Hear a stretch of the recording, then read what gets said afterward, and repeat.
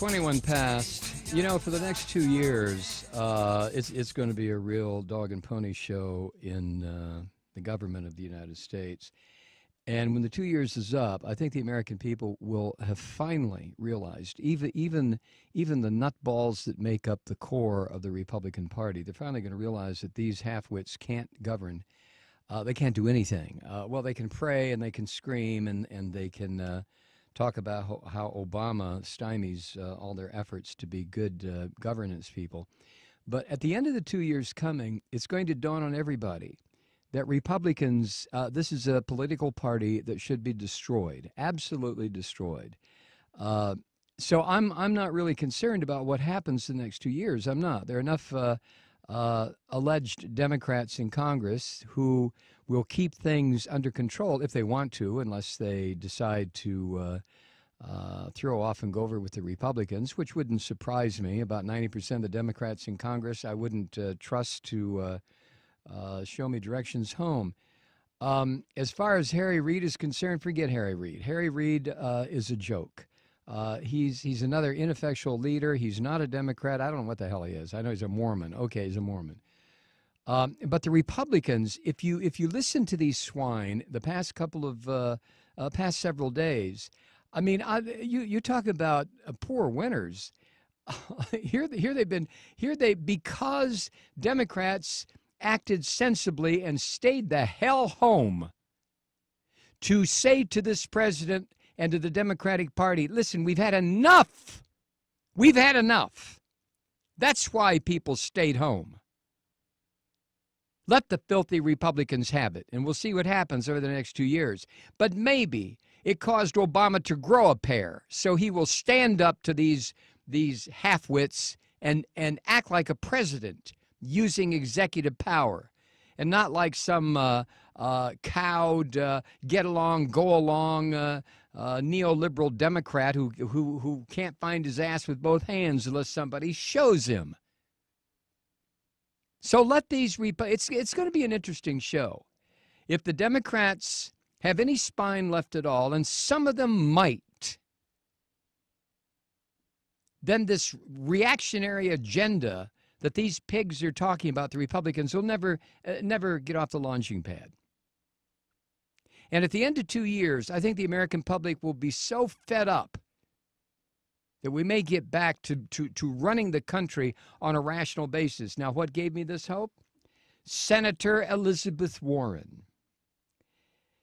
I don't like her position on Israel, but that's a different story. Senator Elizabeth Warren gained a leadership position in the Senate Democratic caucus today, giving this progressive Democrat, I know we can pick it apart. I understand that.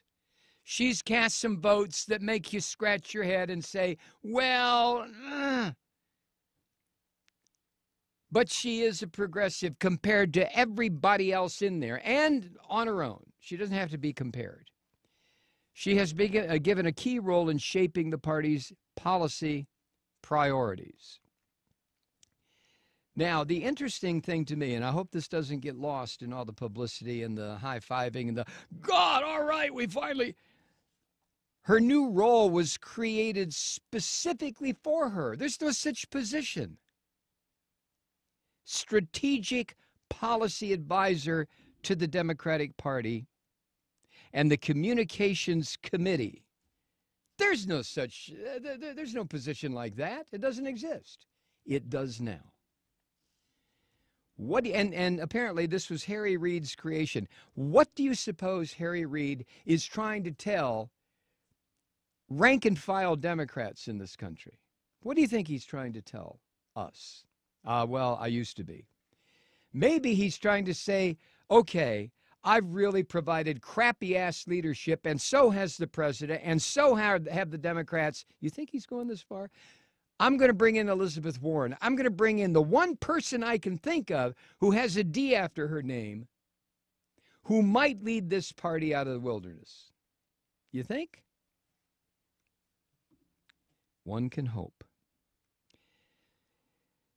Senator Warren will also serve as liaison to progressive groups to ensure They have a voice. Now, Joe Biden, Barack Obama, Bill Clinton, and when he was a politician, Al Gore, they looked at progressive liberals like so much dirt. I don't want those people around. Oh my God, hide them. Next thing you know, they're going to be talking about reactivating unions. So maybe Harry Reid got the message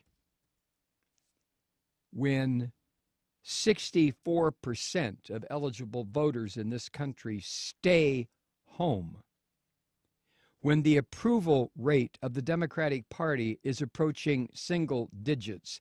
Maybe, and I say maybe, the Democratic Party leadership is starting to get the message. We've had enough. Either the Democratic Party comes back to its progressive roots and becomes a party of progress and leadership, or we're going to abandon it completely. We'll be right back.